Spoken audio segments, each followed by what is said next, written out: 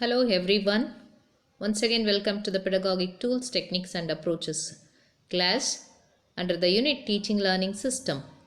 In that, let's discuss objectives of teaching. This one, it is the last concept in the first unit. ಬೋಧನಾ ಉದ್ದೇಶಗಳು ಅನ್ನುವಂಥದ್ದು ಈ ಒಂದು ಮೊದಲನೇ ಘಟಕದ ಕೊನೆಯ ಪರಿಕಲ್ಪನೆಯಾಗಿರ್ತದೆ.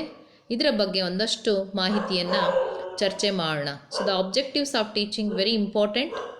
We were discussed in the previous videos already about system approach in teaching learning process, feedback, etc. Under that, objectives are one of the major input in the teaching system.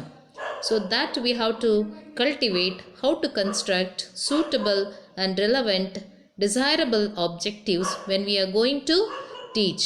So first let us know about theoretical aspect of the objectives of teaching. So objectives of teaching ಬೋಧನಾ ಉದ್ದೇಶಗಳು. ಈ ಬೋಧನಾ ಉದ್ದೇಶಗಳು input ಆಗಿ ನೋಡಬೇಕಾಗ್ತದೆ. ಹಾಗಾಗಿ ಅದರ ಬಗ್ಗೆನೂ ನಾವು ಕೌಶಲ್ಯವನ್ನು ರೂಢಿಗತ ಮಾಡಿಕೊಳ್ಬೇಕು. ಸೊ ಈ ಆಬ್ಜೆಕ್ಟಿವ್ಸ್ ಆಫ್ ಟೀಚಿಂಗನ್ನು ಹೇಗೆ ಪಡ್ಕೊಳ್ತೀವಿ, ಎಲ್ಲಿಂದ ಬಂದವು, ಸೊ ಸ್ವಲ್ಪ ಒಂದು ಹಿನ್ನೆಲೆಯನ್ನು ನೋಡೋಣ ಅದಕ್ಕೆ. So already you know about the countries goal, ಅಂದರೆ ನ್ಯಾಷನಲ್ ಗೋಲ್ಸ್. ಒಂದು ರಾಷ್ಟ್ರಕ್ಕೆ ತನ್ನದೇ ಆಗಿರ್ತಕ್ಕಂಥ ಗುರಿಗಳನ್ನು ಒಳಗೊಂಡಿರುತ್ತೆ. So they are called as the national goals: economic development, social development, cultural development, etc. Scientific development, all these are considered as national goals.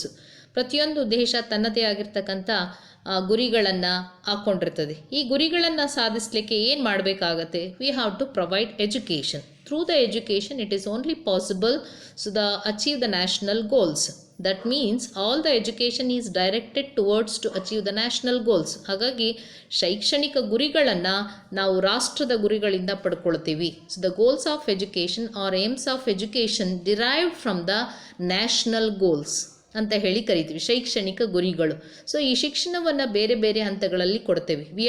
We are providing education at different levels: primary, secondary, as well as higher level of education. All these different types of aims again derived from the general aims of education stage wise: primary aims of education, secondary aims of education, and higher aims of higher education aims.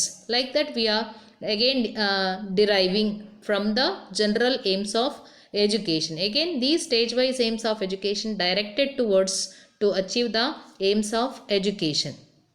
Based on the stage wise aims of education, then we can have subject wise aims of education. ಅಂದರೆ ಬೇರೆ ಬೇರೆ ಹಂತದ ಶಿಕ್ಷಣದ ಗುರಿಗಳ ಮೂಲಕ ನಾವು ವಿಷಯವಾರು ಗುರಿಗಳನ್ನು ಮತ್ತೆ ನಾವು ರಚನೆ ಮಾಡ್ಕೊಳ್ತೀವಿ. Stage wise aims of education or subject wise aims of education. ಬೇರೆ ಬೇರೆ ವಿಷಯಕ್ಕೆ ಅನುಗುಣವಾಗಿ ಗುರಿಗಳನ್ನು ಹಾಕ್ಕೊಳ್ಬೇಕಾಗತ್ತೆ.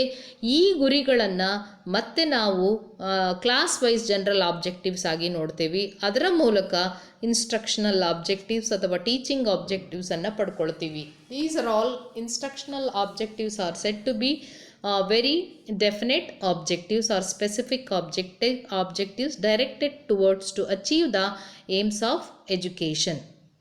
ಅಂದರೆ ಬೋಧನಾ ಉದ್ದೇಶಗಳನ್ನು ಹೇಗೆ ನ್ಯಾಷನಲ್ ಗೋಲ್ಸ್ ಮೂಲಕ ನಾವು ಶಿಕ್ಷಣದ ಗುರಿಗಳನ್ನು ಪಡ್ಕೊಳ್ತೀವಿ, ಆ ಶಿಕ್ಷಣದ ಗುರಿಗಳ ಮೂಲಕ ತದನಂತರ ಅವುಗಳನ್ನು ಸಾಧಿಸುವ ಸಲುವಾಗಿ ಬೇರೆ ಬೇರೆ ಹಂತಗಳಲ್ಲಿ ಶೈಕ್ಷಣಿಕ ಗುರಿಗಳನ್ನು ನಾವು ರಚನೆ ಮಾಡ್ಕೊಳ್ಬೇಕಾಗತ್ತೆ. ಆ ಶೈಕ್ಷಣಿಕ ಗುರಿಗಳನ್ನು ರಚನೆ ಮಾಡ್ತಕ್ಕಂಥ ಸಂದರ್ಭದಲ್ಲಿ ಮತ್ತೆ ವಿಷಯವಾರು ನಾವು ಗುರಿಗಳನ್ನು ರಚನೆ ಮಾಡ್ಕೊಳ್ತೀವಿ. ಈ ವಿಷಯವಾರು ಗುರಿಗಳು ಬೇರೆ ಬೇರೆ ಹಂತದ ಶೈಕ್ಷಣಿಕ ಗುರಿಗಳನ್ನು ಸಾಧಿಸುವಲ್ಲಿ ಸಹಾಯ ಮಾಡ್ತವೆ. ಅದರ ನಂತರ ಬರ್ತಕ್ಕಂಥದ್ದೇ ಬೋಧನಾ ಉದ್ದೇಶಗಳು. ಇವುಗಳು ತರಗತಿಗೆ ಸೀಮಿತವಾಗಿರ್ತಕ್ಕಂಥದ್ದು. ಪ್ರತಿಯೊಂದು ತರಗತಿಗೆ ಸಾಧನೆ ಮಾಡಲಿಕ್ಕೆ ಸಾಧ್ಯವಾಗಬಹುದಾಗಿರ್ತಕ್ಕಂಥ ಅಂಶಗಳೇ ಬೋಧನಾ ಉದ್ದೇಶಗಳು.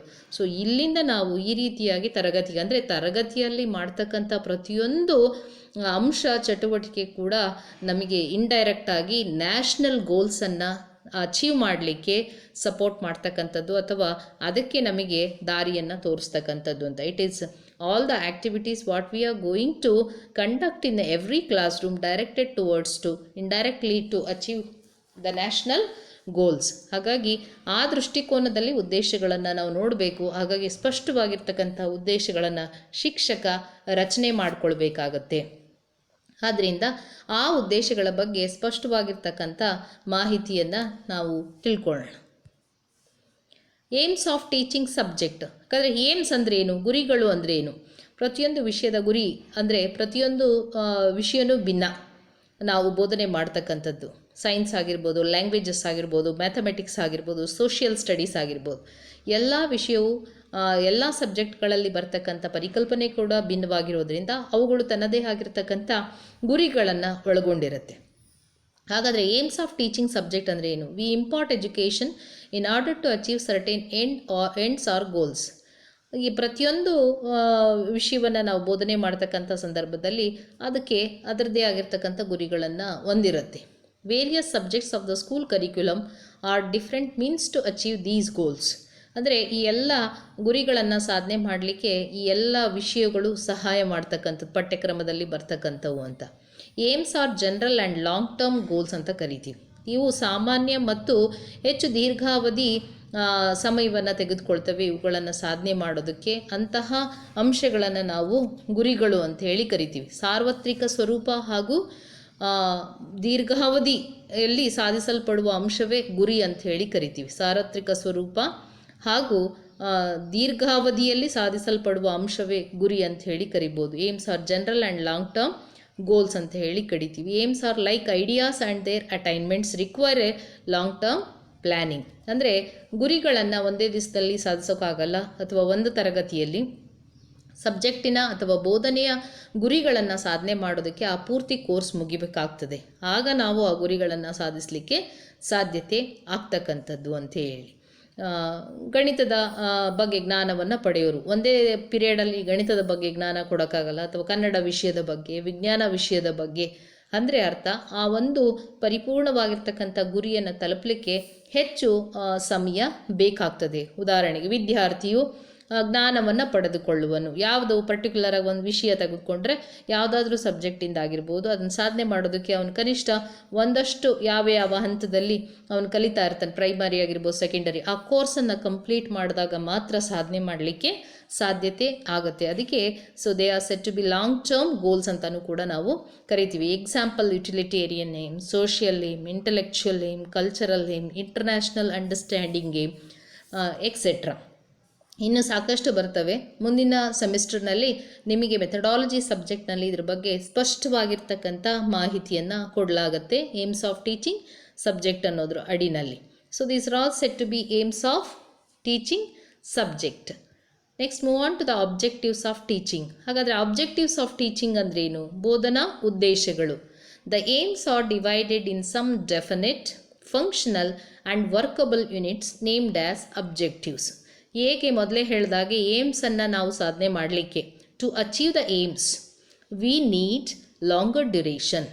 It's not possible 1 year or 2 year. So it is referred as a one complete course the student has to finish to achieve that particular aims. ಹಾಗಾಗಿ ಅದನ್ನು ನಾವು ಅಚೀವ್ ಮಾಡೋದಕ್ಕೆ ಲಾಂಗರ್ ಡ್ಯೂರೇಷನ್ ಬೇಕಾಗೋದ್ರಿಂದ so those aims are divided in some definite, functional and workable units named as objectives.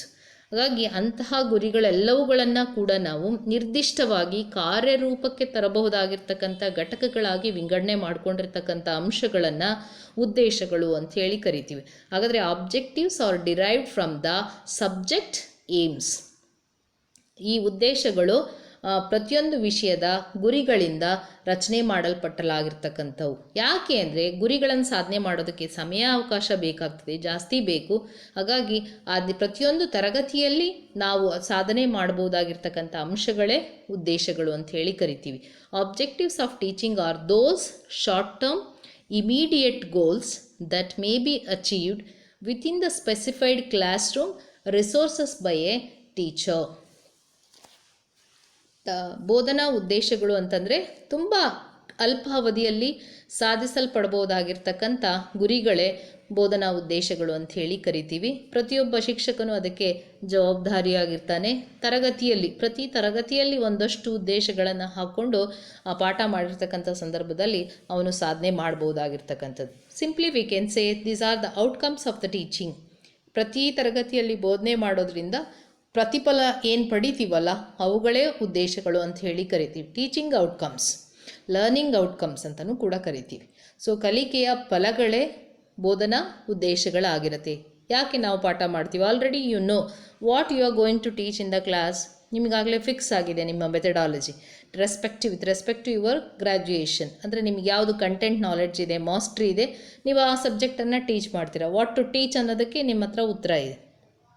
How to teach ಅನ್ನೋದಕ್ಕೆ definitely we are going to give certain skills for you, methodologies for you. How to teach, ನೀವು beginners ಆಗಿರೋದ್ರಿಂದ ಎಲ್ಲದಕ್ಕೂ.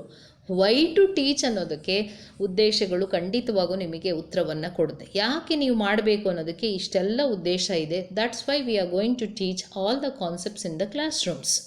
Y to teach, so how to what to teach you know the answer, and how to teach ಅದಕ್ಕೆ ನಿಮಗೆ ಬೇರೆ ಬೇರೆ ಮೆಥಡಾಲಜೀಸ್ಗಳನ್ನು ಹೇಳ್ಕೊಡ್ಲಾಗುತ್ತೆ. ಸ್ಕಿಲ್ಸನ್ನು develop ಮಾಡ್ತೀವಿ ನಿಮಗೆ ಬಿಗಿನರ್ಸಿಗೆ. ನಂತರ ಬರ್ತಕ್ಕಂಥ ಅಂಶ ಅಂತ ಅಂದರೆ why to teach, why we are going to teach all these subjects ಅನ್ನೋದಕ್ಕೆ. because every subject having unique characteristics and unique aims, and of course they are having a special objectives and very specific objectives.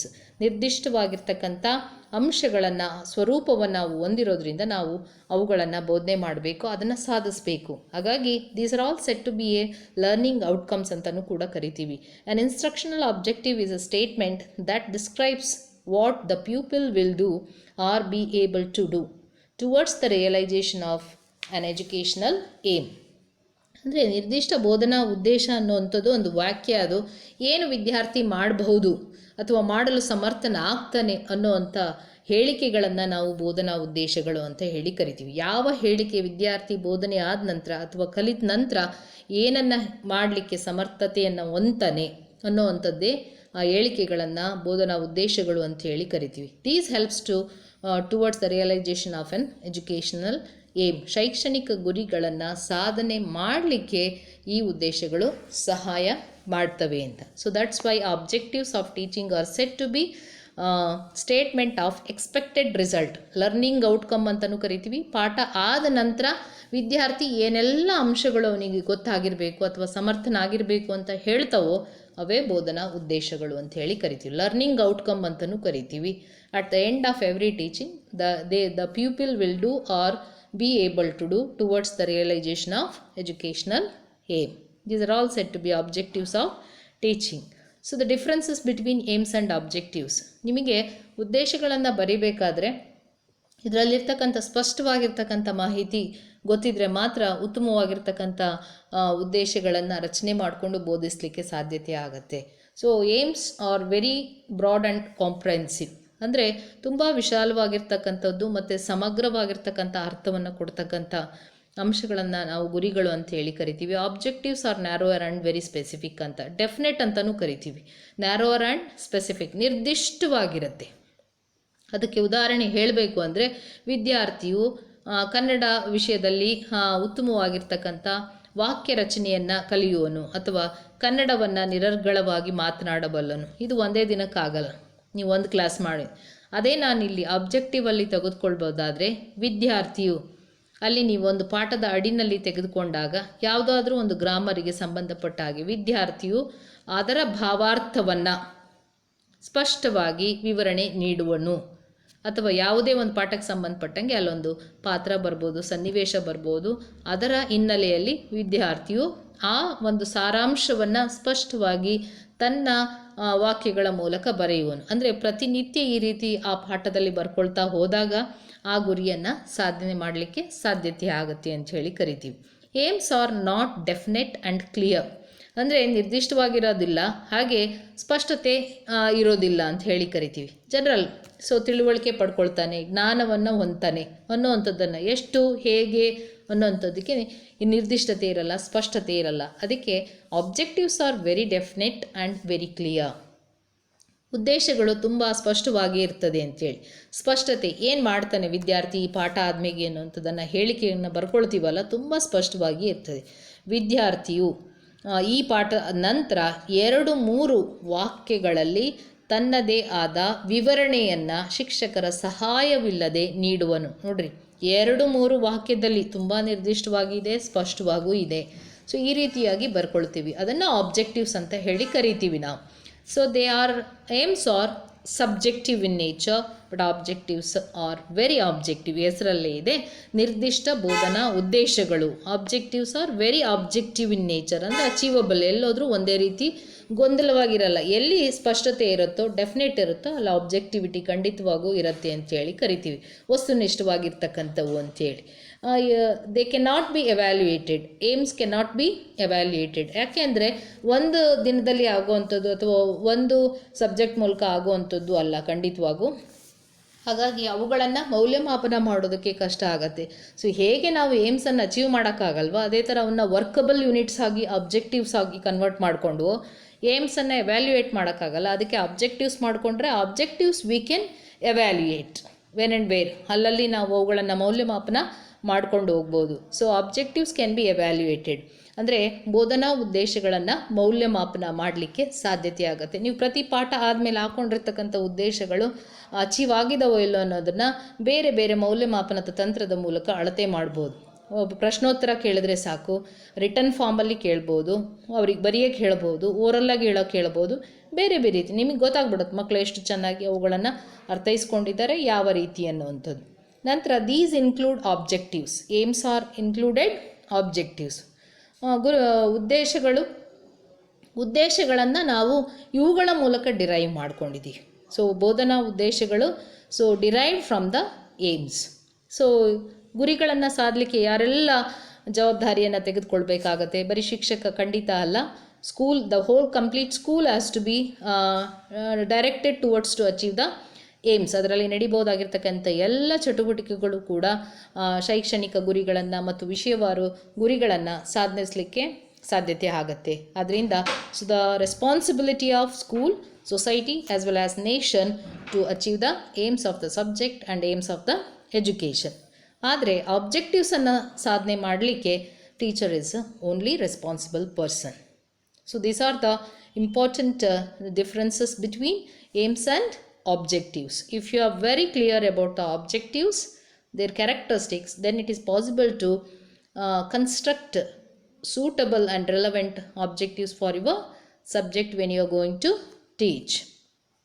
This is about meaning of aims, objectives and differences of aims and objectives. So the next class we are going to discuss in detail about the classification objectives with related to the Bloom's taxonomy of classification of objectives. So ಅಲ್ಲಿವರೆಗೂ ನಿಮ್ಮ ಆರೋಗ್ಯವನ್ನು ಕಾಪಾಡಿಕೊಳ್ಳಿ. Thank you.